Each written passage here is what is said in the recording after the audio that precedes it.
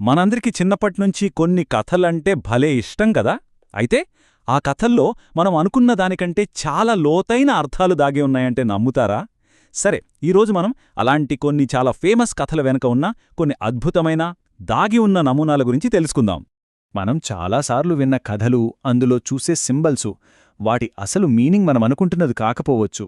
ఎప్పుడైనా అలా అనిపించిందా? ఉదాహరణకి నోవహు కథ మనందరికీ తెలుసు. అందులో వచ్చే ఇంద్రధనుస్సునే తీసుకుందాం.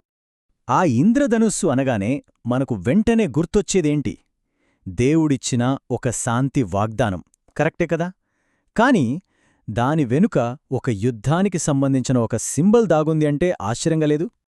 అవును, ఇంద్రధనుస్సు అంటే ఒక శాంతి చిహ్నం, అందులో డౌట్ లేదు. కాని ఇక్కడొక ట్విస్టుంది. అసలు హీబ్రూ భాషలో అంటే మూల గ్రంథంలో వాడిన పదం ఇంద్రధనుస్సు కాదు, అది కేవలం విల్లు. అవును, మనం యుద్ధంలో వాడే విల్లు, బాణం ఉంటుంది కదా, ఆ విల్లు అనమాట. ఈ ఒక్క చిన్న పదం దాని మొత్తం అర్థాన్నే మార్చేస్తుంది. సరే, అది యుద్ధంలో వాడే విల్లు అయితే మరి దాని అర్థమేంటి? అసలైన పాయింట్ ఇక్కడే ఉంది. ఆ విల్లు ఏ డైరెక్షన్లో ఉంది అంటే ఎటువైపు తిరిగి ఉంది అనే విషయం దాని వెనకున్న సందేశాన్ని మొత్తం మార్చేస్తుంది. ఒక్కసారి జాగ్రత్తగా ఆలోచిస్తే ఆ విల్లు మనుషుల వైపు గురిపెట్టి లేదు, అది ఆకాశంలోకి అంటే దేవుడివైపే తిరిగుంది. దీని ప్రకారం ఒక వ్యాఖ్యానమేంటంటే శాంతి కోసం ఒక పెద్ద మూల్యం చెల్లించబడింది. ఆ బాణం ఇప్పుడు దేవుడివైపు ఎక్కుపెట్టబడింది.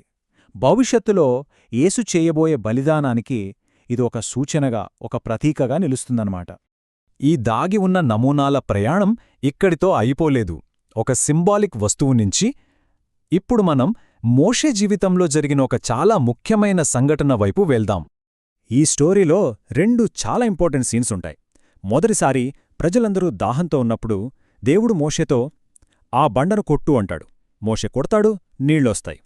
కాని కొన్ని సంవత్సరాల తర్వాత మళ్లీ సేమ్ ప్రాబ్లం వచ్చినప్పుడు దేవుడిచ్చిన కమాండ్ మారింది. ఈసారి బండతో మాట్లాడు అని మాత్రమే చెప్తాడు. కాని మోషే కోపంలో కంట్రోల్ తప్పి మళ్లీ బండను కొట్టేస్తాడు.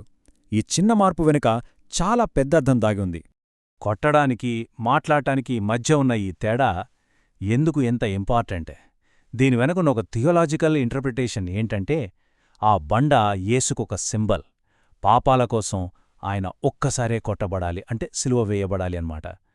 ఆ ఒక్కసారి తర్వాత జీవజలాలు అంటే రక్షణ కావాలంటే కేవలం ప్రార్థన ద్వారా అంటే మాట్లాడడం ద్వారా పొందుకోవాలి. మోషే రెండోసారి కూడా కొట్టడం వల్ల ఈ ప్రవచనాత్మక నమూనాని, ఈ ప్యాటర్న్ని బ్రేక్ చేశాడనమాట. సరే, ఇప్పుడు మనం చూడబోయే ప్యాటర్న్ బహుశా అన్నింటికంటే చాలా పవర్ఫుల్. ఇది మనిషి కథ మొదలైనప్పుడు ఒక తోటలో జరిగిన ఇన్సిడెంట్ని వేల సంవత్సరాల తర్వాత ఇంకో తోటలో జరిగిన ఇన్సిడెంట్తో కనెక్ట్ చేస్తుంది.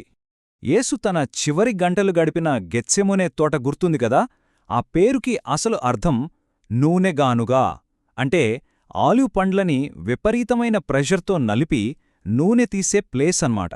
చూడండి, ఆ పేరులోనే ఎంత ఒత్తిడి, ఎంత వేదన ఉందో.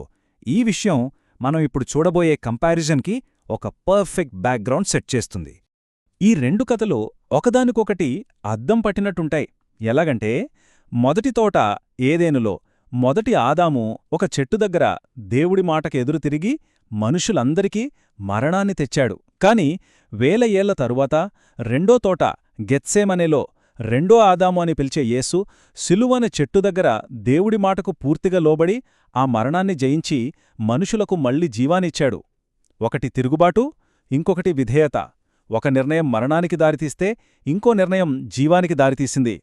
సో, ఆకాశంలో ఒక విల్లు, ఎడారిలో ఒక బండ, రెండు తోటల్లో రెండు నిర్ణయాలు. వీటన్నింటినీ కలిపే కామన్ పాయింట్ ఏంటి? ఇక్కడ మనం అర్థం చేసుకోవాల్సిన అసలు విషయం ఇదే. ఇవి వేర్వేరు కథలు కానే కాదు. ఆకాశంలో ఉన్న ఆయుధం, బండమీద జరిగిన ఆ యాక్షన్, తోటలో తీసుకున్న ఆ డెసిషన్, ఇవన్నీ ఒకే పెద్ద కథలో భాగాలు. వందల ఏళ్లుగా వేరువేరు టైంలో వేరువేరు చోట్ల చెప్పినా అవన్నీ ఒకే ఒక విమోచన కథవైపు మనల్ని నడిపిస్తున్నాయి. ఒక్కసారి మనం ఈ యాంగిల్లో చూడటం మొదలుపెడితే మనకు తెలిసిన కథలన్నీ కొత్తగా కనిపిస్తాయి. ఇదంతా మనల్ని ఒకే ఒక్క ప్రశ్న దగ్గర ఆపుతుంది. మనం రెగ్యులర్గా వినే, చదివే మిగతా కథల్లో ఇలా మన కంటికి కనిపించకుండా మనం కనుక్కోవడానికి ఇంకా ఎన్ని రహస్య నమూనాలు, ఎన్ని సీక్రెట్ ప్యాటర్న్స్ వేచి ఉన్నాయో కదా.